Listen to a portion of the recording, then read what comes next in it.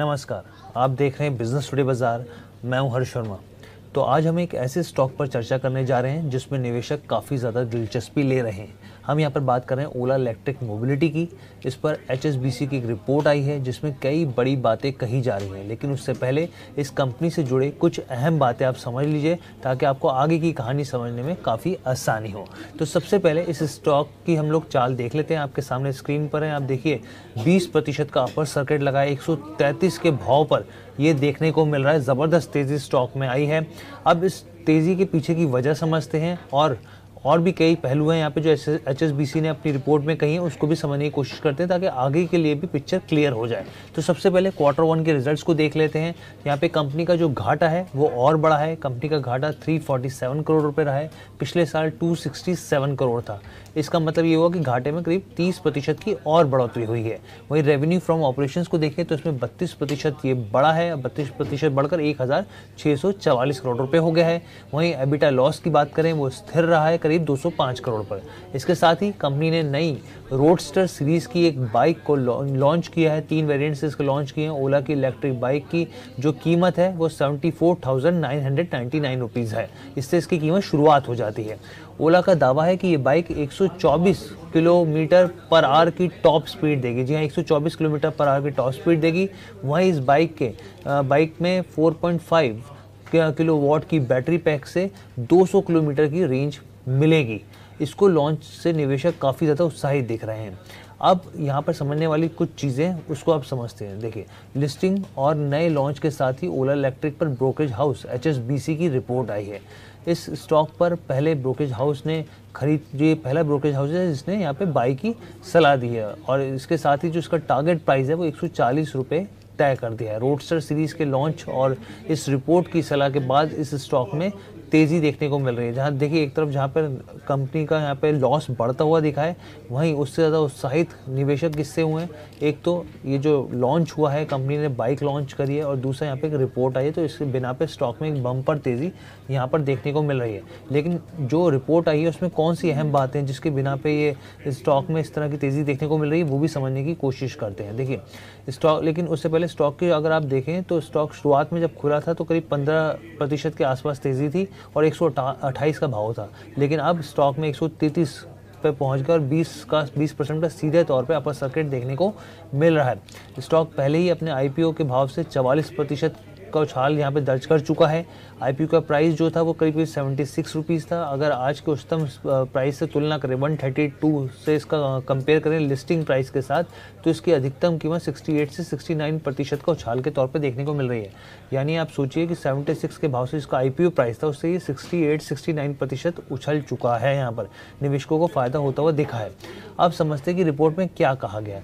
Report के मुताबिक भले ही HSBC कई अन्य अनिश्चितताओं के साथ भारत में इलेक्ट्रिक व्हीकल की डिमांड को लेकर खास सकारात्मक नहीं हो, लेकिन ओला इलेक्ट्रिक में निवेश को लेकर नज़रिया जो है उसका काफ़ी ज़्यादा सकारात्मक है। रिपोर्ट में कहा गया कि इलेक्ट्रिक व्हीकल को लेकर नियमों का सहारा और ओला इलेक्ट्रिक के जरिए लागत कम करने की क्षमता के साथ साथ बैटरी वेंचर को लेकर रिस्क रिवॉर्ड के पॉजिटिव रहने का अनुमान है, जो कंपनी के लिए सकारात्मक दिखता है। रिपोर्ट में कहा गया है EV मैन्युफैक्चरिंग कॉस्ट जो है वो वित्त वर्ष 2027-28 तक और गिर सकती है, जिससे कंपनी के मार्जिन्स और ज़्यादा बेहतर होने की उम्मीद है।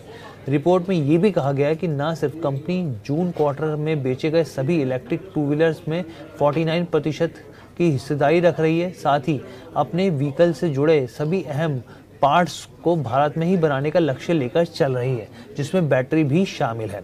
अब आप इस चीज़ को पॉइंट को समझिए कि कंपनी जो है वो लक्ष्य किस चीज़ का रख रही है यहाँ पे। एक तो बैटरी बनाने का और जो भी अपनी बाइक के व्हीकल्स है उनके पार्ट्स को बनाने का। अगर मैं आपको एक बताऊं आपको कि अभी जो सबसे ज़्यादा बैटरी सेल मैन्युफैक्चरिंग में अगर कोई नंबर 1 देश है वो चाइना है। आपको 2022-23 का आंकड़ा बता रहा हूँ, 77% पूरी दुनिया में अगर हिस्सेदारी किसी की है उसकी चाइना की, और ये थ्रू आउट 2027 तक रह सकती है। जी हाँ, थोड़ी सी हिस्सेदारी कम हो सकती है, लेकिन अभी 77% के आसपास है ये हिस्सेदारी। अब आप ऐसे में सोचिए, कंपनी ओला इलेक्ट्रिक आती है और कोशिश करती है कि पार्ट्स बनाने की, बैटरी बनाने की, तो ये जो है कई तरह के जो टैक्सेस लगते हैं दूसरे देश से यहाँ तक लाने में, जो महंगा पड़ता है, वो चीज़ों में थोड़ी सी लागत कम होती हुई दिख सकती है, जिसका असर इसके रिजल्ट्स पर, इसके और चीज़ों पर पड़ सकता है। हालांकि रिपोर्ट में कई अनिश्चितताओं का भी जिक्र किया गया है, कई तरह के अनसर्टेनिटी का बात की गई है। इसमें इलेक्ट्रिक व्हीकल का देश में धीमी गति से विस्तार के बीच बढ़ता कंपटीशन कंपनी पर दबाव बना सकता है। तो यहाँ पे ये भी कहना है कि जिस तरीके से कंपटीशन बढ़ रहा है, इलेक्ट्रिक व्हीकल्स कंपनियां लगातार नए प्रोडक्ट्स लॉन्च कर रही है, उससे दबाव बन सकता है। वहीं ये अनिश्चित है, एक और चीज़ उन्होंने कही है कि वहीं ये अनिश्चित है कि सरकार के जरिए दिए जा रहे नियमों में सपोर्ट कितना और कब तक रहेगा। अब देखिए सरकार जो है कई तरह की छूट देती है इलेक्ट्रिक व्हीकल को, टैक्स पे कंसेशन देती है, चाहे वो डीलर्स हो या फिर मैन्युफैक्चरर्स हो या फिर जो खरीदार हो उनको, लेकिन ये कब तक चलेगा ये भी एक सवाल है जो उन्होंने अपनी इस रिपोर्ट में कहा है। इसके साथ ही बैटरी निर्माण में भी अपने जोखिम, बैटरी निर्माण को लेकर भी अपने जोखिम है, जो कि इस रिपोर्ट में कहा गया है। अब इसके अलावा जियोजीत फाइनेंशियल सर्विसेज के सीनियर रिसर्च एनालिस्ट साजी जॉन ने कहा है कि ये भारत में एकमात्र ऑटो मेकर है जिसे एडवांस्ड ऑटोमेटिव टेक्नोलॉजी और सेल केमिस्ट्री बैटरी के लिए दोनों जो PLI योजना के लिए मंजूरी मिली है। यानी कि एक सोचिए, एक ऐसी कंपनी है जिसको एडवांस ऑटोमोटिव टेक्नोलॉजी और सेल केमिस्ट्री बैटरी के लिए PLI की योजना के लिए मंजूरी मिली है। ओला निवेशकों का भरोसा ही बढ़ाने के लिए काफ़ी अहम भूमिका निभा सकती है ये चीज़ भी, और साथ ही देश भर में इलेक्ट्रिक टू व्हीलर वाहनों के जो जिस तरीके से ग्रोथ हो रही है उसको अपनाने में भी तेज़ी देखने को मिल सकती है। तो ये ओवरऑल रिपोर्ट थी, लेकिन बहुत सारे एक्सपर्ट देखिए ये भी कहते हैं कि जब तक कंपनी प्रॉफिटेबल ना हो तो उसमें निवेश नहीं करना चाहिए। ये समझदारी होती है जो एक्सपर्ट्स कहते हैं, क्योंकि जोमेटो में भी देखिए लंबे समय तक यहाँ पर जोमेटो जो है प्रॉफिट मेकिंग नहीं रही, तब तक स्टॉक में भी बहुत ज़्यादा तेज़ी देखने को नहीं मिली। लेकिन जब 1-2 क्वार्टर में कंपनी ने रफ्तार पकड़ी, यहाँ पर कंपनी प्रॉफिटेबल हुई, उसके बाद स्टॉक में ऑटोमेटिकली तेज़ी आई, क्योंकि फंडामेंटल मजबूत है। जब कंपनी के फंडामेंटल मजबूत होते हैं तो स्टॉक जाहिर सी बात है भागता है, वरना अपने आप धीरे धीरे करके नीचे भी आ जाता है जितनी तेज़ी से ऊपर जाता है। तो ये कैसी लगी आपको पूरी वीडियो कमेंट करके ज़रूर बताइएगा। बिजनेस टुडे बाजार के साथ जुड़ने के लिए धन्यवाद।